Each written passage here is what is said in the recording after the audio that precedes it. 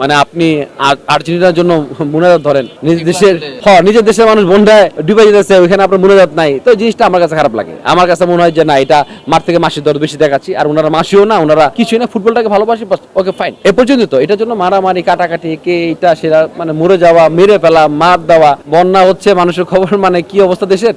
এখানে আমরা দেখলাম সেদিন টিএসসিতে মানে কি শেষ দিয়ে লুটে গেছে, তো আস্তাগফিরুল্লাহ, আল্লাহ মাফ করুক। তো এরকম মানে নিজের দেশের জন্য আল্লাহর কাছে চান, আল্লাহ আপনারও ভালো লাগবে, আমাদের ভালো রাখবে আর কি। বাট হ্যাঁ, থাকুক, আনন্দটা থাকুক এই আর কি।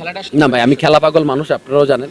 সো আমি খেলা দেখি, বাট লাস্ট এই কয়েকদিন দেশের পরিস্থিতির কারণে আমি খেলাও দেখি না, খেলা না পোস্ট করতে আমার ইচ্ছা করে না এখন। মানে মেসিকে ভালোবাসে না আমার মনে হয় যে কেউ না, মানে এজ এ ফুটবলার হিসেবে মেসিকে সবাই ভালোবাসে, ব্রাজিল, আর্জেন্টিনা হোক। স্মাইল বেবি ডাইপার এর সুপার অ্যাবজর্পশন টেকনোলজি এখন দেয় 30% বেশি শোষণ ক্ষমতা।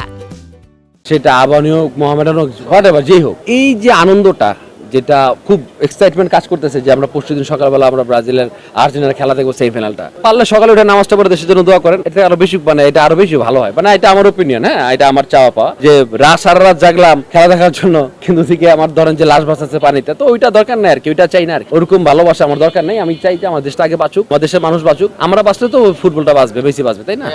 ধরেন যখন ওই যে পেলে বা ম্যারাডোনা, তখন তো অনেকেই হয়তো ভাবছে কি এরকম প্লেয়ার হবে মেসির মতো, কেউ ভাবছে, ভাবে নাই তো। এরকম হবে যে মেসিকে ভুলে যাবে, নতুন একটা প্লেয়ার হবে, রোনালদোকে ভুলে যাবে, এর থেকে বেটার হয়তো কেউ আসবে, নেইমারকে ভুলে যাবে, এর থেকে বেটার হয়তো কেউ আসবে। এটা আলোচনা, আল্লাহ দোয়া করেন দেশটা ভালো থাকুক এই আর কি।